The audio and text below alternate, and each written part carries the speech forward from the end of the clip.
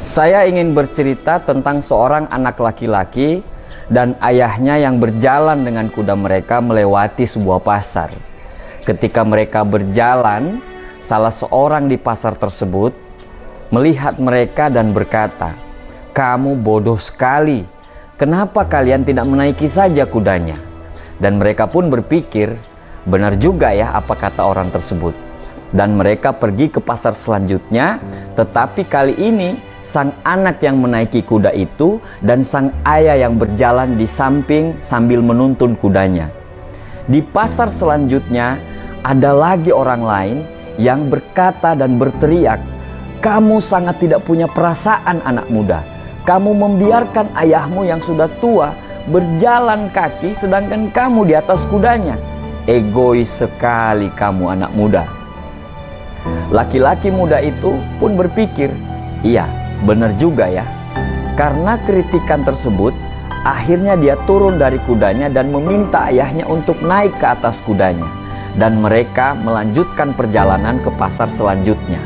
Di pasar tersebut, ada lagi orang yang berkata, "Ya Tuhan, kenapa kamu begitu egois sekali lelaki tua? Kamu begitu malas, kamu membiarkan anakmu berjalan, sedangkan kamu enak-enakan di atas kuda." Dan lagi, anak dan orang tua itu kembali berpikir, "Ya Tuhan, benar juga apa kata orang itu." Akhirnya mereka berdua naik ke atas kuda dan mereka menuju ke pasar selanjutnya. Dan mereka pun berpikir, kali ini tidak akan pernah ada lagi yang mengkritik mereka. Tetapi begitu sangat terkejutnya mereka ketika salah seorang di pasar yang satu itu berkata, "Kalian berdua adalah orang yang paling egois, paling malas yang pernah saya lihat. Kalian hanya mementingkan diri kalian dan tidak peduli dengan kudanya. Kasihan kudanya ditaruh beban yang begitu berat. Egois sekali." Saya suka sekali cerita itu karena menunjukkan bahwa apapun yang kita lakukan selalu akan ada orang yang menyalahkan kita. Pasti ada saja orang yang mengkritik, menyalahkan, atau yang mencoba menjatuhkan kita. Dan mereka selalu memberitahumu kalau apa yang kamu lakukan tidak pernah ada yang benar satupun. Kadang yang membuat kita jatuh bukan karena kegagalan. Kadang yang membuat kita jatuh bukan karena kesakitan ataupun penolakan. Kadang yang sering membuat kita jatuh adalah kita terlalu memikirkan apa yang orang lain pikirkan tentang kita. Apa ya kata orang kalau saya menjalani bisnis seperti ini? Apa ya kata orang nanti kalau saya posting foto ini? Apa ya kata mereka kalau saya berbuat ini? Apa ya kata tetangga kalau saya begini? Apa ya kata teman-teman kalau saya berbuat itu? Memang kita ini makhluk sosial yang hidup berdampingan dengan orang lain. Tetapi kita diciptakan dengan akal dan pikiran yang bisa membedakan mana komentar yang menjatuhkan dan mana komentar yang membangun. Aristoteles berkata, ada 3 cara untuk menghentikan kritik. Yang pertama adalah tidak melakukan apa-apa, yang kedua adalah tidak berkata apa-apa, dan yang ketiga adalah tidak menjadi apa-apa. Berarti kritik akan selalu ada di balik benar maupun salahnya apa yang kita lakukan. Pasti ada saja yang tidak setuju dan pasti ada saja yang tidak membenarkan tindakan kita.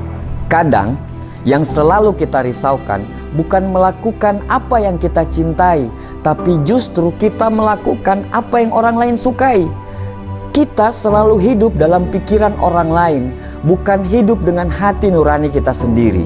Sangat gila kalau kita sampai menyerah dari apa yang kita inginkan dan impikan hanya karena pendapat orang lain. Dan yang lebih gila lagi adalah apabila kita hidup dengan pendapat orang lain yang tidak pernah membenarkan apa yang sudah kita lakukan. Kata-kata orang lain bisa saja menghancurkan kita kalau kita mengizinkan kata-kata tersebut masuk ke kepala kita.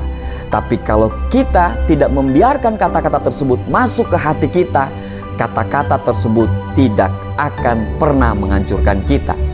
Albert Einstein berkata, Jangan terlalu ambil hati dengan ucapan seseorang, karena kadang manusia itu punya mulut tetapi tidak punya otak.